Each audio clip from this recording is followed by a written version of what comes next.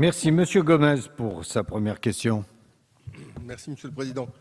Madame la ministre, ma question porte sur la création d'un établissement public d'insertion de la défense en Nouvelle-Calédonie. Comme vous le savez, ces établissements publics, qu'on appelle les EPID, ont été créés par l'ordonnance de 2005. Ils sont aujourd'hui une vingtaine sur le territoire national. Ils accueillent 2500 volontaires. C'est bien loin d'ailleurs des objectifs initiaux. Ces établissements publics à encadrement militaire s'adressent plus particulièrement à une jeunesse en voie de marginalisation. C'est une jeunesse qui est en situation de décrochage scolaire. C'est pour ça d'ailleurs que ces établissements les accueillent à partir de l'âge de 16 ans. 30% des jeunes qui sont dans ces établissements ont été mis en garde à vue. 20% ont déjà été jugés pour des faits de délinquance.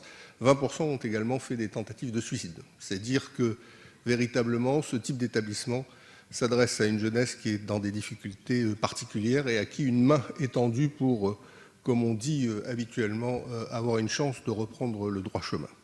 S'il y a un endroit où cet établissement doit venir s'installer, c'est bien en Nouvelle-Calédonie. Vous le savez comme moi, Madame la Ministre, la Nouvelle-Calédonie, c'est aujourd'hui, en ce qui concerne la délinquance de proximité, 60%, qui est une délinquance effectuée par des mineurs. C'est le triple de la moyenne nationale. On n'a pas à en être fier, mais c'est ainsi. La Nouvelle-Calédonie, c'est en ce qui concerne les violences avec armes sur les forces de sécurité, 50% du total de l'outre-mer. Donc, vous voyez que c'est un titre dont on se passerait bien, mais qui est hélas le titre de gloire de la Nouvelle-Calédonie d'aujourd'hui. C'est en ce qui concerne les procédures pour ivresse publique manifeste, 20% du total national. J'ai bien dit du total national. Ce sont les chiffres du dernier rapport qui ont été rendus par les inspections générales de la police et de la gendarmerie à l'initiative du comité des signataires. Donc, je dis tout ça pour dire que l'EPID, ce n'est pas un caprice d'élu ultramarin qui a envie d'un établissement chez lui pour faire joli. Ça correspond véritablement dans notre pays, alors qu'on a 600 décrocheurs scolaires par an, principalement d'origine kanak, qui sont le premier vivier de la délinquance de notre pays. Ça correspond véritablement à un besoin fondamental.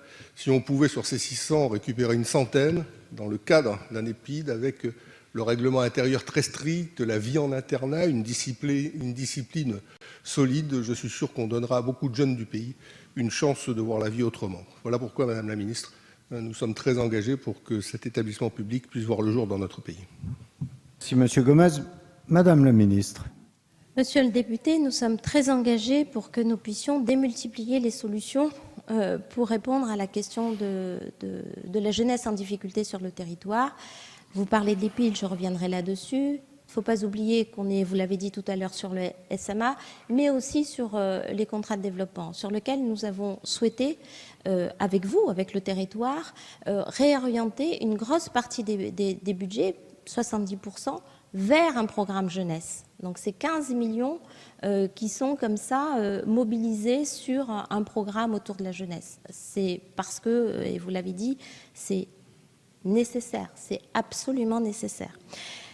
Comme pour la Guyane, l'approche, elle doit être globale et vous nous avez proposé et vous êtes attaché à juste titre sur une solution de l'EPID. Vous le savez, et je redis l'engagement que j'ai pris le 5 novembre dernier, c'est que nous allons travailler pour expertiser, pour pouvoir répondre à toutes les questions juridiques et techniques que se pose aujourd'hui sur la création des l'EPID. Et je ne parle pas de fonctionnement, j'allais dire, normal de l'EPID, c'est comment on fait pour accompagner les jeunes le week-end, etc. Mais au-delà de ces problématiques-là, il faut absolument, et j'ai pris cet engagement, donc je vous confirme l'engagement que nous avons pris pour continuer et faire en sorte que nous ayons des réponses juridiques et techniques sur la création d'un EPID en Nouvelle-Calédonie.